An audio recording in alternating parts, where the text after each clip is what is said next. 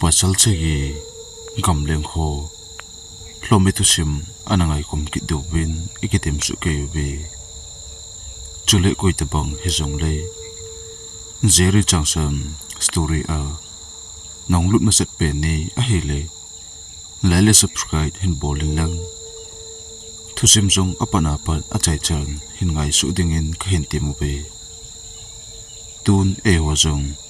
thildang se beloba atusim langa analut pan taw hiti masang lai him pasal segi hi kebab thei ta anomoben ama ho hi gamleng thanom mi chule hosunga dinga jong akibab thei loile gamleng thanom ta mi ane hi un ama hol ahim jinei koima anapan sa ji povun pasal segi hi jinei lo ngotlang ki jitet ane hi un hi ama ho pasal segi hi gamlenga aje tengule sa akap kamo ampono wa akihom khomji un hiti chun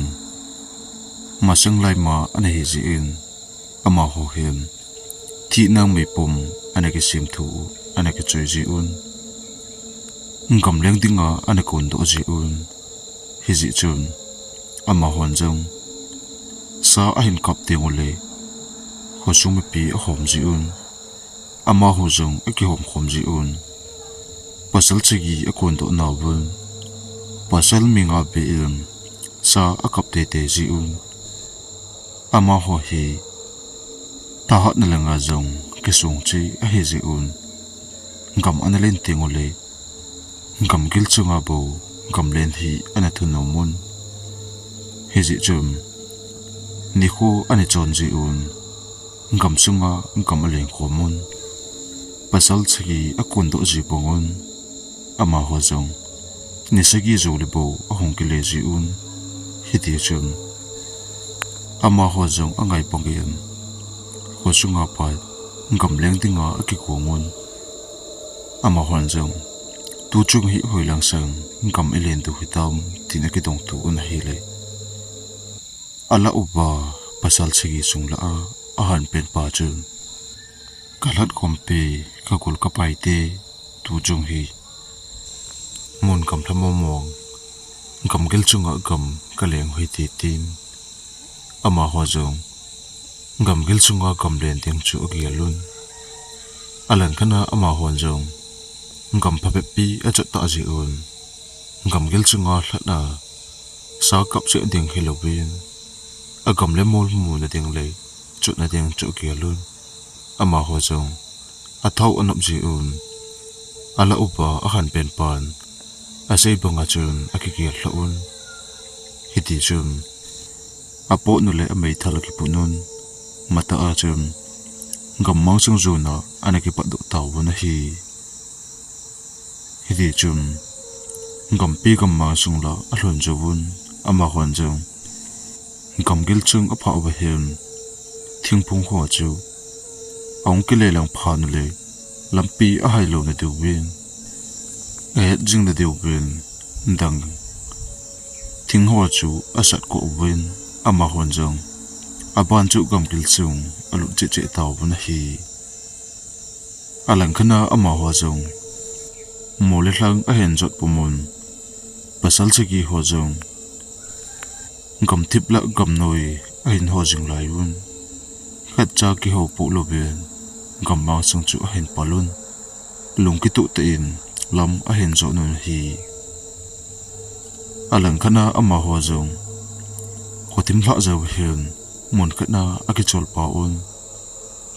he chun ama hon jong ala oba a han pen pa ko ma chun helai mun la a hi elen gap du hitam tin adong ta na hi le a han pen pan jong them khat chi ben lai hi ti tin alang khana ama ho jong a chin du chu phobe pi a hina lai ji amuna chun mei ikiti un mei wa a hen kitinun ama hon jong aban chu lam a hen jot ki taw na hi hiti chun jan thim noi hin ngam pi ngam mang sungla chule thingna ho jong กำดังตะบังลบาอาจจะจมนมุนพาพานุนอัลละอบาอาหันเป็นปานจงฮิไลมุนละเฮมเกมกิสุนตาหุตีตินอามาโฮจงอปอดโฮกุยละอนเกมอกิสุนุนอกิสุนใจพานุนจานทิมนุงสังอเฮตาเจเอ็มอัลเลเลอจอลตัวอฮิเลอามาโฮจงฮิจจานะจุนกำเลียงตะลุเวนจานจูอกิจอลดูอุนจิงโคอบะละอจเวนปัสสัลสกีโฮจงมีสกีอเฮจิอุนกรุ๊ปนี้ขัดลังหัวจูมีทุมอัลอุนขัดลังหัวจงมีลิจูอัลโคมุนโมเลทังอัลลังลังกจุนจานติงอากำเลนดูเลยสูนานิลาอันติงาเลซาฮอลนาเทียฮอลดินอามาหัวจงอัลลังลังอากิเลเขนุนอากิเลเขนโจวเฮมอัลลาอบาอาหันเป็นปานจงเกมมุนเล็กอีกเล็บหัดดูทิ้งจุงขัดเล็กขัดกัลโตอุหิตินอีกินงเลวเหตุจันเดียมนาเทียนมุนหิตินงาไปอิมุจูพันเลยหัวจงนักมุนากูลเกมลังจูนักกินงเลวหิตินอามาหัวจงอากิสุขมติงตานมุกเหตุจักตัวอุนอัลลังเลงอากิเลเข็นตาบุนฮิติจุนสูนจุนอามาหัวจงกำเล่นปุ่มสาอาจารย์เดียวหินหัวลุนอัลลังขณะมีลีละหัวจงอาจุดนั่งงูกำกิลจงละอินอามาหัวจงสเกียงนงทักลิลุเลยสาโฮอัลลันเลยอากิจิบนาวบอลมุนขัดจงฮีเห็นมุนอามาหัวจงอเบอุนฮีเลยสาอาหารละนับเป็นอามุนมาอฮิจิเอ็มอัลลังเลงอาจารย์ดิงาอามุนจูอกิสุจิเอ็มอามาหัวจงจานติงฮิไลมุนาจังดิงาอกิเกลละพานุนอัลละอบาปัสสัลขัดจุนตุนอิลอยโฮเฮจักตาวิตีตินอากินนงเลดิงตานุเฮจักดิงพานุนทิ้งเลสังตาจุงขณะปัสสัลขัดปาจุกันดุตานะฮีอัลลังขณะปัสสัลทุมหัวจงกำปีซุงอจุจึงลายุนกอลสังตาหน่วยขัดฮีเห็นพาอุนเฮจักกอลสังตาหน่วยจุนสะสันเฮนเลงสเกียงนงถ้าสิเจจงเห็นมุนอามาหันจงมนตั้งสลัดนาดิงจงอามาปูบุนอัลลังขณะเฮจักกอลสังหน่วยจุนมีมเกียงตะบังอเล็กนาเล็กเจงขัดฮีกำซาตะบังเห็นมุนอามาหันจงเอาไว้อุนเฮเลมีมเกียงตะจงกิโลอุสอุนอาเกียงปาอากิกาดันจูเอาไว้อุนเฮเลกำซาตุกิโลสักกิดนุนอามาหันจงอีปีฮิเลฮิไลมุนฮีจังพัดพนุยตีตินอามาหัวจงอากิเกลละไหลตุนกาลังอากุนาอลอยมิลิฮอนนาเทียลหินมุนนจูอาจาจาอุนอลอยฮอนจงสัจจานาติงอโมดานะเลเกมมุนเลงอากินงเลดูตานะเหตุจับหานุนอามาหัวจงเอานากุนนาเปจุสอมบีอมุเลอุนอามาหัวจงเอานาอุมันเจียปัดเกมลำบุนจูนาห้องกิเลตาวนะฮีเฮติจุนเกมมุนจุนอามาหัวจงปัจจัลมีลีจูอันลงมาสุนอากิสุขมจูบเฮลอาจีนัลลังโอเลอาจุนัลลังโอสัจจานาดิงามุนพาให้น้ำตินอากิดงตูนะฮีเลอาลังตัวอามาหัวจงกำเล่นดิงามุนพาอโมดานะสีขมุนฮิติจุนสาอากับเตเตดูเวียนอามาหัวจงอากิโตนุกตูนลุงกิตุเตมอันขมุนฮิติจุนจานคู่หงติมพระเจ้าเห็นอเมทัลสงบไม่จังอากิเหตุมุนอามาหันจงอเมทัลเขาอากิกุตุกใจพานุนอัลลังเลงอาปันมุนดูลังสูนาเขียบกินบังอุนปัสสัลสกีหัวจงมีทุ่มเล็มีลีอากิเลเขนุนอัลลังเลงอามาหัวจงสาอาจารย์ดูมุนลังอาจุนตาบุนฮีฮิติจุนปัสสัลลีหัวจง bol mon chu pha phaun alang langa pan mun ding ki sun pai pai un thingle chunga hong pang sa un ama han jong sa hong ding le jan so ding chu nga tu khom be ato na mun chia sa achan de ku nun ama han jong na pe chu tha nga be ale mo nun ale mo jobul agal langopa aloi ho a kun sombe ata a hong kile mo kin nun hele ama han jong apan mun che na wa kun ke gotup sa a dano a ke tu na hi ti chun jan jong a ho so che che tan jan so nu gim pasal mi li ho chun sa a han chang singon a hen la apan no mun langa iti sa a chanu wa anga abangon sa kiti him apan mun la wa hong pun ama hon jong sa kiti ma a hong lo phanun alunga jong adong thim jingun iti hele sa akibon na mun hela atha ase din suna chunla akitu khapun nila abe kitu khading ham akitile nila enjong akitu khapoitin alunga ba akigelai ta on aloi ho pan mun langa kun meithal kha hi ahonging ta na hi agin jo to kitu ahen meithal kha chu ahonging papain ani na apa agin jo wel athum na apa ahonging papain athum na apa agin chai to kitu in aban chu meithal kin jong azata pobun hi alang khana ama hon jong meithal agin dan chu kinon thima agin ji in sa aka mo hi salin hite te tin agialun amma ho jong aloi hon sa akap diwa agial ji un agi pa le ji un amma ho langama sa kiti ahong lo ji un na umana kon akidong tu un ipi ba iti do hitam opan mun langala sa kiti ahong pun meithal thana ding kiti la pun ole ipan mun hi da la oba ikinong le oba iloi ho to kisutu na ding le kinga tu na dinga ese na mun hu inale zat du hitam tim ama ho jong abonu ba kigelun hele sama ahong lo phanun aloi hon sa akap ding chu kinipi pumun pasal mili ho jong aloi ho to kisutu na ding le kinga tu na ding mona kinong le a anang ading chu kialun apan mun na wa kun ahong kum plaun kinga tu na ding ati na mun lango hen le jun ta ba na hi di chun ama hon jong hen le ju jing la yon kinga tu na dinga akile ken na mun apa wa chun ama hon jong za noi chun me ti un aloi ho hong kile ding anga ta ba na hi alang khana me thalakin la so tan aso che helobin kinga tu na ding muna au mo ba me ati zo ba phat chot pi anga bangon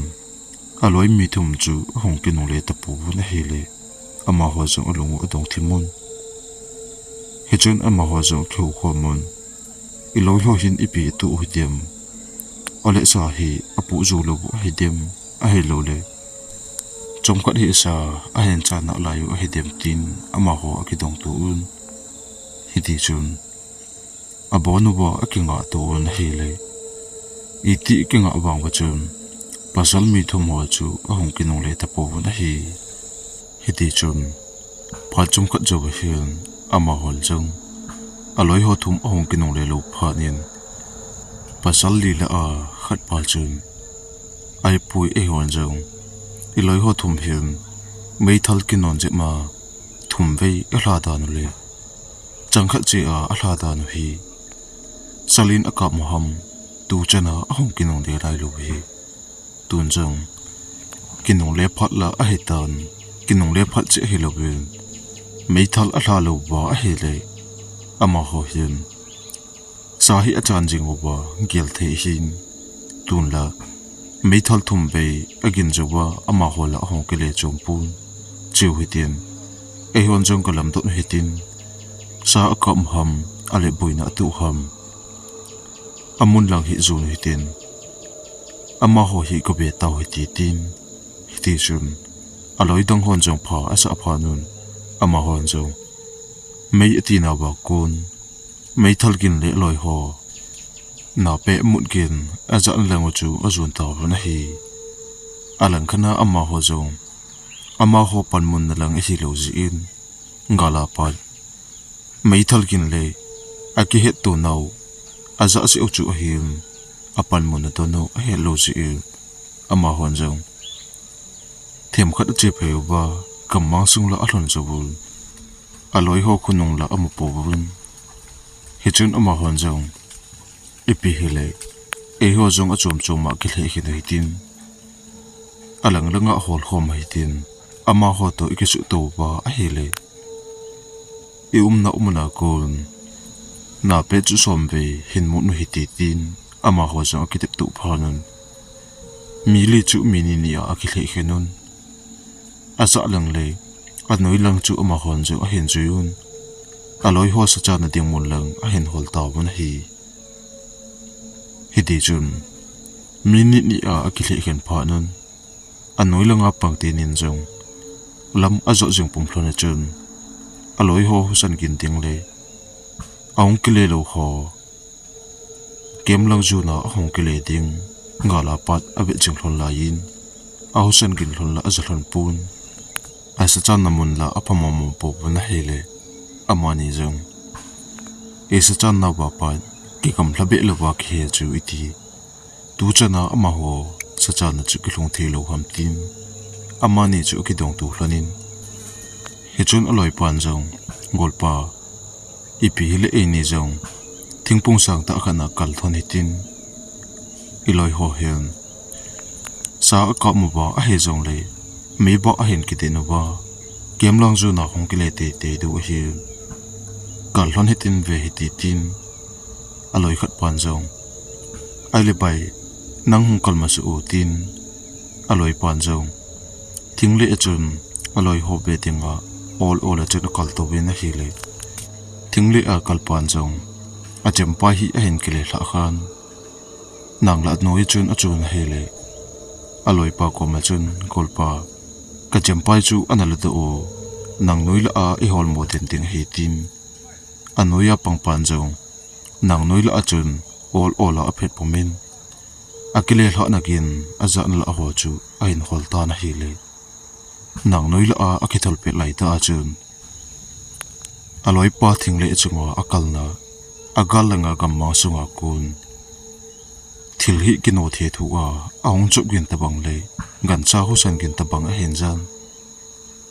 husan gin le thil ki chop gin aza chu a gan dan ate pi ding a hepun amani umna kom a hin pha tu ki tu chun tingle chunga akal aloi pa chu ha pe na hom pengin anoya nang la a pan jong aloi pa pen kin aza em nang ho ki ka la akun thingle chunglang chu oben a hele abe te ki tu chun aloi pa chu hong pengin a pen kin chu om na sung hlon a ki thong le bin hi chuti a abe pe lai ta chun thingle chunga gan cha ta bang apma pat anoi lang se gan cha ta sa puna amul ba the thu le akonga pat achung lang se meyam tabanga ata sa le na le jeng a hin mo chun aloi pa chu khut khat lang asa hla pi in aloi pan jong na asa wal ji chun a onation na a pengin alang khana hichikan cha ta bang chun thingle chunga aloi pa akala gan cha ta bangin jong a khut khat lang a bodo pi to ki tu chun gan cha ta bang amai su chu me mai su upapun gamsa mai chu uput chu mu phanin aman jong imadang a helo lomi a he chu a hen he chun ama jong lomi a he na chun a kicha to a hele nang noi la a om na kun athal langa a ki jam na kun a chung lang a be thuwa aloi pa hu chen kin le lomi a be pe lai ta chun lomi chun aloi pa chu adip pheng lai ta akut lang khana chuna so lut pi in oi sunga agil le athin le alung ho aso do pa pa yana hi le thing le chunga kal aloi pa chu athi pa pa in hi chun thlomen chong akam bem bem ma chun aloi pa gil ho chu andin ani epeta a chun aloi pa a hu chu anoi langa a hin le thla na hi le aloi pa thing le kal na chung anoi le le nang nuya a hi ji in akut khat lang chu na ho ki ka la kun hong ki le la pa pa in achung lai ta achun akut chu achu ta na hi le nang noi la a ki sel golang pa jong agi chat to hi le amu o ki simin au pu kha ding ki chata a om pe lai ta chun hi che hlomi chun aloi pa oi sung so do a agil le athin ho ala do na kul thisan hung kai hlo chun amai le achung ho ata se chung ho a chun he le apum chinga thisan adim jengin alang khana ama jong akicha to he le thisan adim pum chun adip akidu pumin chatlo ngam lo le u sangam lo bem akut lang tu a amu chu asim tu in ama jong hai pu ngam lo ben nang noi la achun thip che na om ta na hi hedi chun chom kha ta bang hai pu lo ba om pe lai ta hen hlomi chun jong aloi pa ta sa chu ting le chunga kul ani mo se se anoi langa a hin pai hla na hi le a pai hla na to ki tu chun nang noi la a aloi pa ki sel chun aloi pa ta sa ong ki ta hla to ki tu chun nang hole ata sa chun ama chu adel phan ama jong hi che hlomi chun ain he do kha ding akicha ji in a na chunga kun aloi pa ta san a hen del de na thisan ho achunga ama de do a awat khumba nga chun acha lo him pun hi chun hlomi pa jong thingle chunga na kun agal langa thingba kha chu abo mat pa pa in ngam ma sung langa achom lu tan hi hiti chun nang noi la a ama jong akizap na akun thodo ngam lo ba cha khinin alang khana asa langa pangte nin jong aloi ho hong kele ding ngam ma sunga alam tu tu ko ma asa cha namun lango azo jing lai hlona hian aloi hon sa ana cha namonu kol sang chu ana a hon su do hlonin asu do hlon zo him anui la achu obelele hlonin a hele abet to ki tu hlona chun sakyang nong tha se amol hlonin hi che se chu hilobin miem kyang tabang gan sa kyang tabang aku nong le ta amol hlon pha nin a ki cha hlon to hele ipekyang khu nong a hedem tin agal jep hlon lang chu abe phi pe hlonin na hele thisan phabe pi akai de u chu hen mu hlonin amani jong longdong ta le ke chathim ta chun thisan chu azui zui hlonin na hele kolning si anui lang apha ten kol hlo na hi aloi ho ta sa nang chung la le aning ho a thisan kai thang jian chun puma anu mu chu mu hlon pha ni amani jong akicha hlon to hi le hi che ta sa amu hlon chun king lap jing hlonin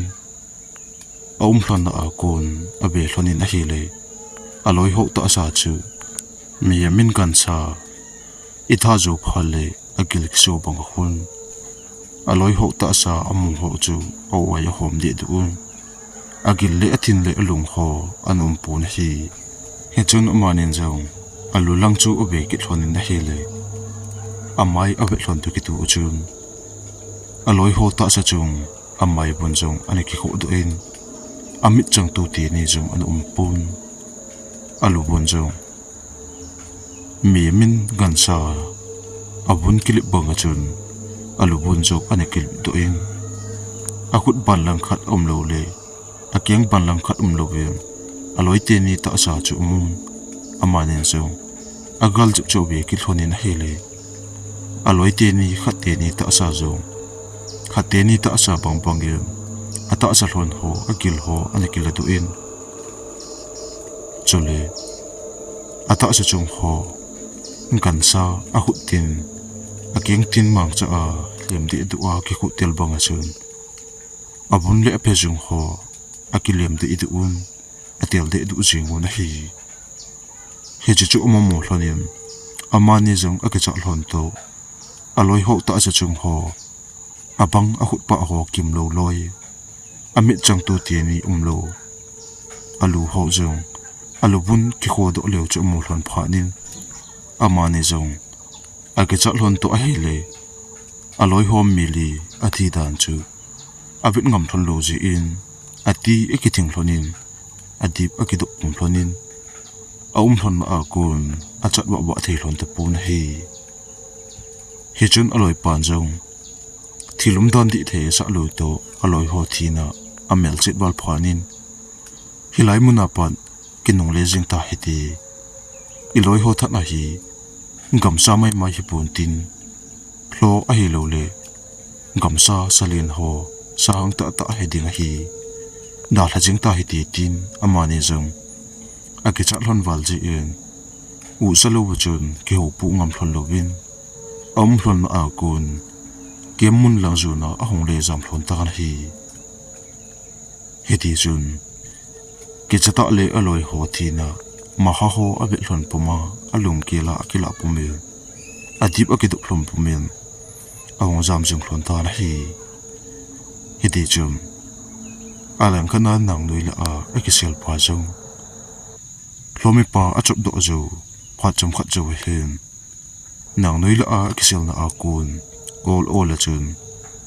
เป่าจงเป่าปุงำโลเลจัดจงจัดวะวะงำโลเบียนโอลโอละหงกิทลตัวอินนางโคเลอลอยปาตะสานอเดลพาจูอลอยปาตะสาจูอเบียนเฮเลอขุดลังขัดโลบาอลอยปาอวยจงโฮมดิดุอาอากิเลตินอลุงโฮเปปีอมโลเลอามิจังตูตีนีจงอาโลจูอมุนอามาจงอากิจัดตัวเฮเลเราไม่ปาอัตอาสะโฮอากิลินอากิจัดวัลจีเอ็มอานาปัดเกมลำจูนาอามาจงอาหงเลจอมตานะฮีฮิติจุนอาหลังละงาดิบกิดปุมาเป่าจงเป่าปุงำลบาอาหงไลจิงลายุนอาจะละงาปังเตนีเลอานุยละงาปังเตนีอายังปานจงเกมมุนละเห็นเดลจิงลายินอามาโฮทุมจงอากิเลเกันนาอุมุนอาพามาสังวะองกิสุตูอุนอาทุมวะกิจจีเฮพานุนทูอาศัยดอกบะเทกอยมาอมปนขัดปานจงอิลอยเป่าตินอาตาจะจงอาทิสันไกเจนจุนปุมินอลอยเตนีกอมาอาศัยพานินอลอยเตนินจงอิลอยโฮอธิกรรมตายอตินะเฮเลอามาโฮจงอาบอนวะกิจจีเฮจิอุนเกมลำจูนาองค์กิไลเดียตาบุนะฮีจุดที่อากำมังโนยาเกมลำจูนาองค์กิไลเดียไลตาอุนขัดเตนีละอาขัดปาจุนงเปนาปังหินอาจงาองค์สุจปาอะไรยาปังหินอามาหัวจงจุดที่องค์ไลจิงลายุนอันงเปนาปังปาจุกินยังลบเวนหาเป็นองค์เปงินอาเป็นกินอาจะหลอนินอามาเนจงอากิเลหิหลอนินอาเวหลอนินเฮเลอาวิหลอนตุกิตูจุนหลอมีอันนมุจุนอลอยปาอาจบปุมาอาโบโตอทัวงำมังจุงลงอาโบลุดไปปยาอลอยปาเป็นกินอาจะหลอนพานินอามาเนจงอลอยปาหลอนอากิทูพลิหลอนเลอาทีโลหลอนดิงเหตุพานินกิงอัตโลวจุนอลอยปาหุจันกินจูกิทูพีตะลวินเกมลำจูนาหงไลหลอนินอาหลังขณะอามาเนจงอันนั้นอาจนเกมมุนจูกะหลงหลอนินอาลุนหลอนจูกะเฮนอลอยปานจงเอนีจงอิทีโลหลอนติกะเฮกิเซลดิ้งฮอลตาเฮเตเกมมุนาอิกิเซลหลอนเลฮิจิลโฮเมจุนอิคุนนงอเห็นเดลดิ้งเฮติมฮิจุนอมาจังอาปังปานจงอาฮิเลอิปีบอลดิ้งฮิตามตินอดงตานฮิเลอนุงาปังปานจงไล่เบฮิติน kem mun hi gal khel hitin kisel ading khat hol ta hiti tin amanin jong kem mun chu khel pa pai hlonin gamma sung la kisel ading hol hlonin a hele thingpung ole na le ching anoya thingjung ho hom ki ka asung hom pai pa ya kisel ading thingpung khat a hel mu hlon phanin aloi pan jong eini that dinga hi chhlom mi chun ikunung a hendel ki dinga hin hiji chun enin jong longil khat ne hi ti tin chom khat chu ading den thonin a hele anunga pang aloi pa athi pel le hlomi pa hoi ta amo pa chun bai ka zo zo na hong hlai in tin agal lang jip thlona chun hlai pi thlonin thingphung chu phabe pi avel thlonin avel thon jo hian thingpung avel na ka lang thlona hlai pi thlonin anunga pang ata asa chunga thisan kai pan jong asang khol chu su thlan asu thla zo vil thingho chung khatna apangin aban jo thlonin amanin jong thingchunga aban thlona akom azila ho chu vel thum te bong amuna akibelele thlonin akibel jo thlon phanin thingkom chung kisel na dinga om namun lang chu zul thlonin thingkom chunga akisel thon takan hi hiti chum phachum khatta bang amani jong hai pu ngam lo le dip chap ma akisel thon lai ta hin naga lang thlona kun thingpung ho kiling la la kin chu hen ja thlonin amani jong hi chi thingkin ho aza za thlonin hlomi a hi ting chu he phar thlonin amani jong hai jong hai pu ngam thlon lowa thingkom sunga akisel cha ki thlonin hi chun thlomen jong miyam ten ni kisel namun ho apha tin ko na hin akunung chu ana the thun alang khana miyam ten ni khunung ana phe na chun thingsunga akisel namun apha tu ki tu in asunga kisel ko lang tin en jong polanga thlomin ahunung thlan a hin na hi chu thlomi chu akonga pat anoi lang si gamsa ta panga ata asa multhi thuwa akonga pat achung lang si miem ta asa to kilawa ata asa lin de duwa ahu ten jong saude du le alu jong mi hem lu to banglowa agal lang azo phei hlon chu mu phon pha ni amu hlon exit hlonin hai pu lowa aum cha ki hlon ta na hi chun thomen jong mem te ni khunong ana phei pe banga chun mem te nen jong thingpung lang avel hlon bangin hlome chun thingpung lang azun phein thingpung bul mon a pha pha in thingpung bul mon na akibel le in phabe pi akibel zo hian agal lenga thingpung khat na lang chu zun phein mem te ni khunong ana pe lai ta achum thingle chunga bempa asang khol ki ta achu mu phanin aman jong aku tin la ekeng tin mang chon mem te ni ta acha chunga kai abon chu mal telin aku nong hlan chu hen na ki ni na hele thingpanga akisel na thing na lang azu phei hlon na mama a hen le su kinin aku nong a hen chot na lang ana the thu pumel gamma chung lang mem te ni hon jam na lang chu ale nong jut ki ta na hi ti chum mem te nen jong athil bol hlon alol hlon phanin hlon na akun all a chen hong hai nim hlonin amani jong akichat hlon bal ji en jingkho aba masangin hi chithing kul chunga pat po do lobin jingkho aba hla chu hen nga hlon ta na hi jingkho aba hla zu hian amani jong kicha sa achun ekisel hlon na akun ahom pol hlonin jingkho aba hla ta ji em kemun lang a hen le sun hlonin kemun apa pha hlon hen umso loben amei thal hlon a ki pu hlonin apo hlon jong pu hlon loben ko sung lang kile na lang lampi langa a hong jam hlonin mo le phla hlang ain kal khel hlona mol chung kal do hlon zawin mol chunga pat ahum kum su hlonin a hele vadung lin ta amun a in kal khel nau a pha deng kul hlon hen ngala pat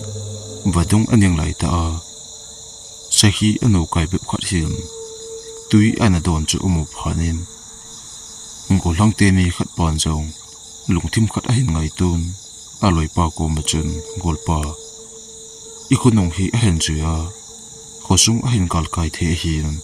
hiji chun lungthim khat ngai tu hitin mai thala hen sahi hu kap jing hi tin amanin jong sahi chu doi tu chel honin a kap honin a hele sahi jong tui panga tui edon amona chun a thal lu in ati pai pai ta na hi chun amanin jong amun alhun hlon zawin sahi chu alol al hlodian thisan ahong bol hase se chu vadung aning chu ri su hlonin vadung aning ninga awa chu sa hlonin amanin jong awa cha hlon zaw hen gammang sung langa ahong kile hlonna mol ninga chun ale choi tu hlonin thisan jong awa cha pe hlonin ayin zo hlon namun apa pha chun azo namun hlon la achun thisan chu kaisa ki hlonin akaisa hlon zaw hen sahi ta sa chu hele choi hlonin vadunga chun sapum khat chu alo sa hlon ta na hi chun amanin jong vadung chu hin gal kai hlonin agal kai hlon zo hen hothim ma sanga hosung lang del deng akel hlonin amani jong so loba gammang sung a hen pal nau het jing dinga lampi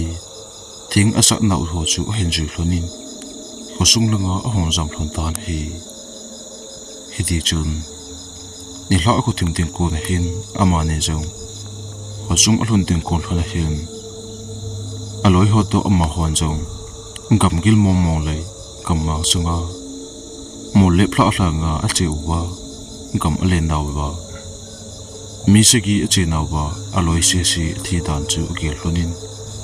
chule a thi dan ho jong gen thi ta a thi heji chum amanin jo upon hlonin mo le phla nga kam analen chu agisi khe jingin hi hiti chun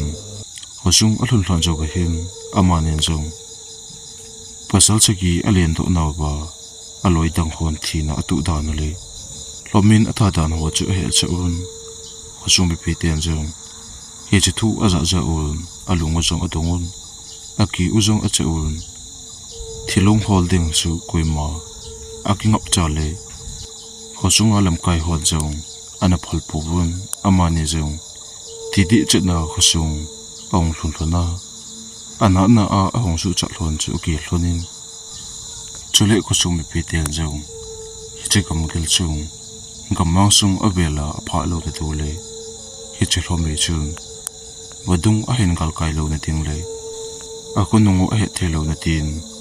hilang mon chon dinga koima achi dinga ana phat cha tapu bun hi thusim akichai tai aban ananga kin hiti na bonun mangpha